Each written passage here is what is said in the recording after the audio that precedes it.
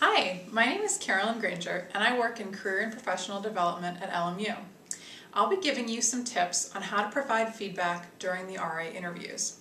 Please watch all of this video so that you will know what qualifies as exemplary performance in an interview. First, let's start with nonverbal communication.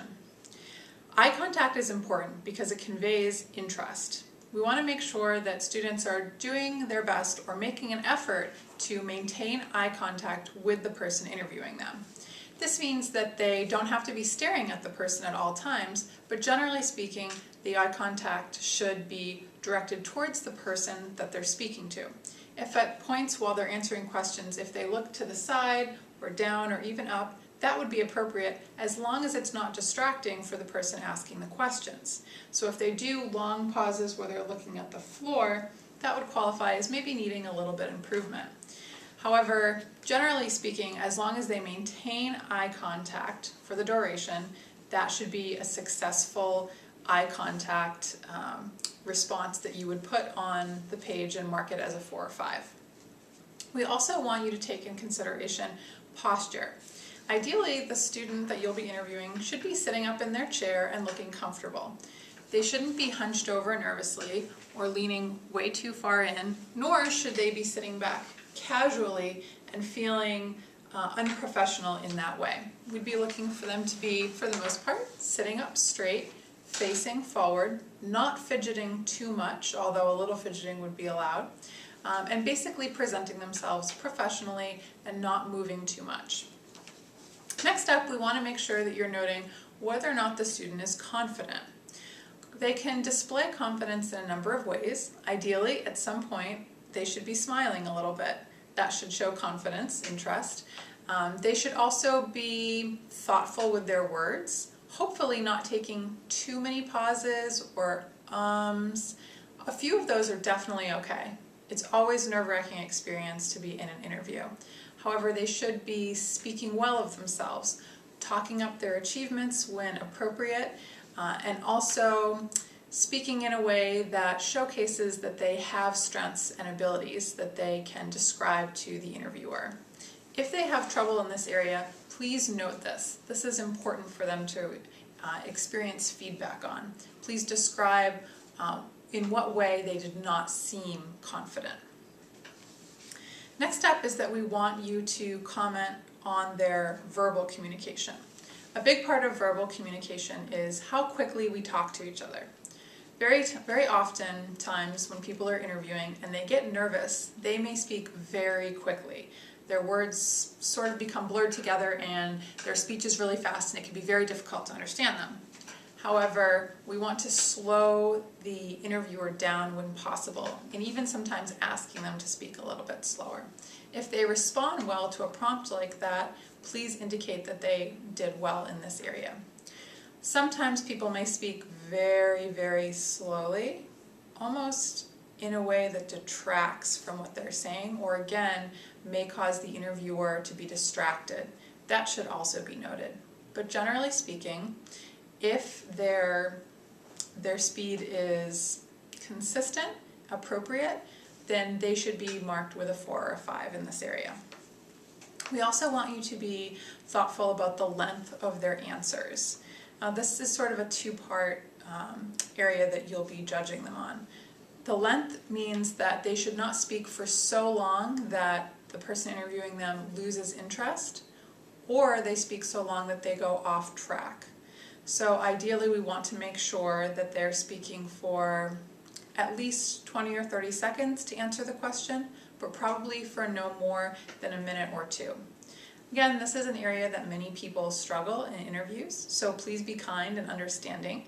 If you hear that the student is making a good effort to speak well or curtail their answers if they realize that they're going long, please give them credit in that area. We also want you to be looking for whether or not the student stays on topic with their answer. Some people may go a little bit off topic, but if generally speaking they answer the question well, then please respond appropriately on the scorecard for them. Some people may never truly answer the question, or may talk in circles or give examples that are not very relevant. If that's the case, please tell them that they need improvement. Please also mark this in the comments section. It will be very helpful feedback for them. Also, there are some other factors to consider when judging an interview.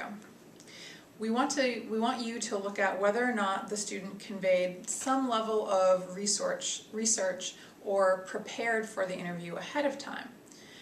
This could be showcased in the responses that they give, whether they've noted information that they would have found in an email or on a website. Also, if they ask a lot of questions that should be obvious to them, that may showcase that they were not necessarily prepared. But generally speaking, if someone does come in with a general understanding that would be appropriate and they seem to know the process and what's going on, then they should be scored highly with a 4 or 5. Also, please take note of the quality of their follow-up questions. If they don't have any follow-up questions at all, please note this in the comments section, as this is an important part of an interview. If their follow-up questions are minimal and not very thoughtful, maybe they're very general or it's a question that was already covered somewhere in the interview, that's not ideal. That's a little bit of a weak question. However, if their follow-up questions are thoughtful and provide some level of understanding or possible depth in their thoughtfulness to the situation, then that would be an example of a great follow-up question and should be marked with a 4 or a 5. Lastly, we want to make sure that you're noting their professional dress. This can be a touchy subject. Many students may not have the means or the understanding to dress professionally for an interview. They do not need to come in suits or very fancy clothes that they might not have or may not have the funds to buy. We want you to be looking for whether or not the student made a serious attempt to present themselves professionally and appropriately. Button-down shirts should be tucked in and ideally not wrinkled. For women, their hair, makeup, and jewelry should not be distracting or inappropriate, but it is fine if it showcases their personal style.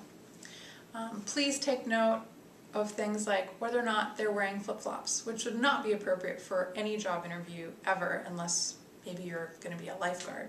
So please take note of their footwear, jeans versus slacks, presentable clothing that is a little bit on the conservative side would also be something to note.